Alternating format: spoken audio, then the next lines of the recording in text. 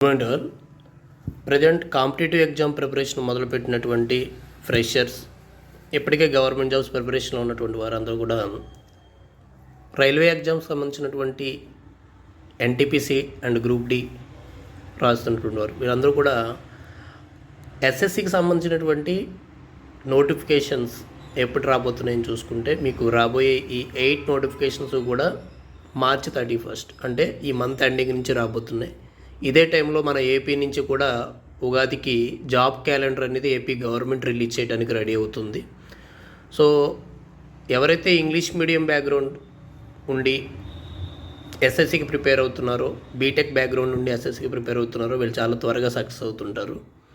So SSC ప్రిపరేషన్లో ఏ subjects ఉంటాయి, అలాగే దీని టైం టేబుల్ ఏంటి అని చూసుకుంటే కమింగ్ డేస్లో ఎస్ఎస్సి మరియు సెంట్రల్ గవర్నమెంట్ జాబ్స్ అన్నిటికీ కూడా ఒక బ్యాచ్ని మనం రన్ చేయడం జరుగుతుంది. సో స్టేట్ సంబంధించినటువంటి నోటిఫికేషన్ దృష్టిలో పెట్టుకుని దానికి సెపరేట్ బ్యాచ్ రన్ చేయడం జరుగుతుంది. సో మీరు ఏ బ్యాచ్కి రావాలనేది మీరు డెసిషన్ తీసుకున్నాక ఆ బ్యాచ్ టైమింగ్స్లో మీరు అటెండ్ అవ్వచ్చు.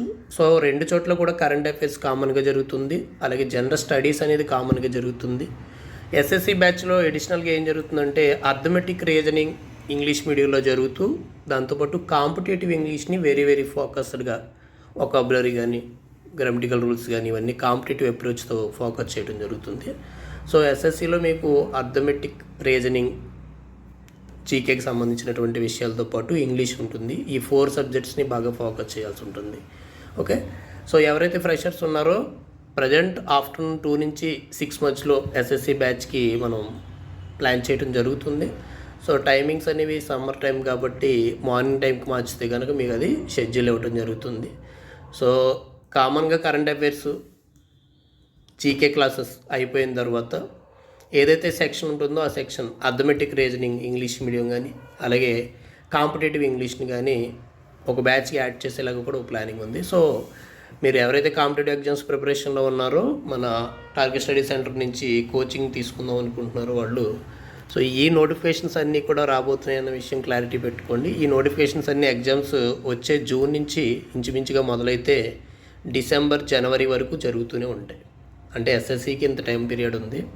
సో ఈ ఎస్ఎస్సి ప్రిపేర్ అయ్యే వాళ్ళు ఫ్యూచర్లో బ్యాంక్ ఎగ్జామ్స్తో పాటు సివిల్స్ లాంటి ఎగ్జామ్స్ని కూడా రాసే విధంగా ఈ బ్యాచ్ ఉంటుంది. అంటే ఫ్యూచర్లో మీరు సివిల్స్ రాద్దామంటే ఈ బ్యాచ్లోనే మీరు కంటిన్యూ అవ్వటం బెటర్. ఓకే, లైక్ ఇప్పుడు మరి వేరే బ్యాచ్ కూడా ఒకటి జరుగుతుంది. అది ఏపీకి సంబంధించినటువంటి నోటిఫికేషన్ దృష్టిలో పెట్టుకుని గ్రూప్ 2 బ్యాచ్ అండి. స్ట్రైట్గా ఆ గ్రూప్ 2 బ్యాచ్లో కూర్చుంటే ఏపీ నుంచి వచ్చే ఏ నోటిఫికేషన్కి అయినా కానీ చాలా వరకు స్టఫ్ మీకు సరిపోతుంది.